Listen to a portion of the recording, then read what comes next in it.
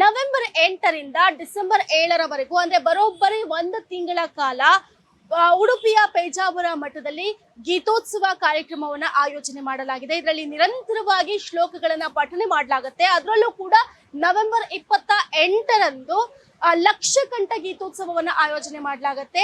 ಈ ವೇಳೆ ಈ ಒಂದು ಗೀತ ಪಾರಾಯಣದಲ್ಲಿ ಪ್ರಧಾನಿ ನರೇಂದ್ರ ಮೋದಿ ಅವರು ಭಾಗವಹಿಸಲಿದ್ದಾರೆ. ಈ ಒಂದು ಗೀತ ಪಾರಾಯಣದಲ್ಲಿ ಲಕ್ಷ ಜನರು ಒಂದು ಶ್ಲೋಕವನ್ನ ಪಠನೆ ಮಾಡಲಿದ್ದಾರೆ.